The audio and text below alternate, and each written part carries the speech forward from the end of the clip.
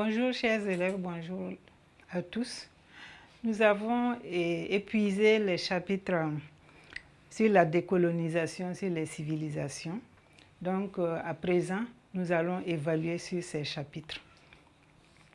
Je me nomme Tenkodogo Anne, professeur certifié des lycées et collèges. Bienvenue sur la plateforme École au Burkina. Je vous demande d'être attentif afin que cette phase d'évaluation vous soit profitable. Merci. Je m'en vais vous lire le contenu de l'évaluation. Exercice numéro 1, question de cours. 1. Par un exemple pris dans chaque cas, explique le rôle joué par les syndicats et les intellectuels en faveur de l'indépendance en Afrique. 2. Comment peut-on justifier le rôle anticolonialiste des États-Unis et de l'URSS? 3. Explique deux causes de la guerre d'Algérie. Exercice numéro 2, synthèse. Plusieurs décennies après les indépendances, l'Afrique subsaharienne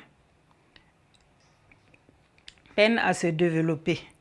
Analyse deux problèmes économiques et deux problèmes politiques de cette partie de l'Afrique. Situation d'intégration, c'est commentaire de document. Le document est le suivant. Il porte sur l'évolution politique de la Haute-Volta de 1960 à nos jours. Arrivé donc au pouvoir le 4 août 1983 avec un groupe de jeunes officiers, Thomas Sankara engage son pays dans une révolution pour changer profondément les mentalités et amener son peuple à compter d'abord sur ses propres forces. Avec ses camarades de lutte, il met en œuvre une politique volontariste en lançant de grands chantiers dans des domaines comme l'agriculture, l'élevage, l'éducation, la santé et les infrastructures, avec des résultats somme toute appréciables. En seulement 4 années d'exercice du pouvoir, le président d'un des États les moins nantis de la planète parvient ainsi à montrer à la face du monde que la pauvreté n'est pas une fatalité et qu'il est possible à chaque peuple de produire et d'être autosuffisant, pour peu qu'il sache libérer son génie créateur et valoriser ses propres ressources humaines.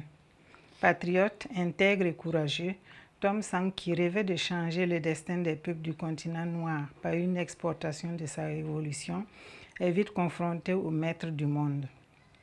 Les idées progressistes, chevillées au corps, grand orateur, Sankara ne ratait aucune tribune pour faire le procès de l'impérialisme et ses valets locaux. En outre, il était d'une rigueur inflexible dans la gestion des affaires de l'État. Consigne 1. À partir du texte et de tes connaissances, explique les acquis de la révolution sankariste. 2. Analyse les facteurs externes de la chute du régime de Thomas Sankara. 3. À l'aide de deux exemples, montre que les idées défendues par Thomas Sankara sont toujours vivaces au sein de la jeunesse africaine. Donc, nous allons maintenant procéder au corrigé étape par étape. D'abord, l'exercice 1, question de cours.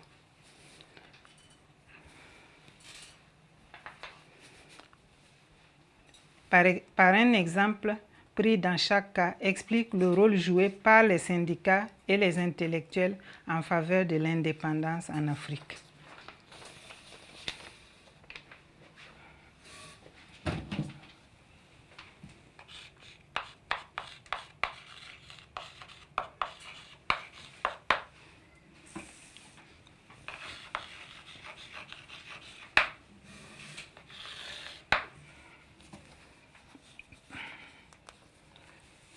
Premièrement, au rôle joué par les syndicats.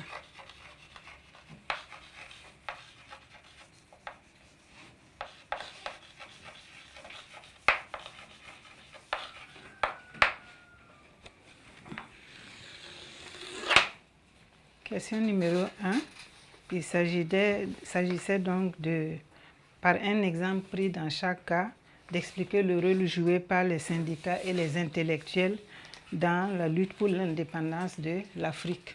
En ce qui concerne les syndicats, en Afrique, se sont constitués plusieurs syndicats aussi bien en Afrique noire qu'en Afrique blanche.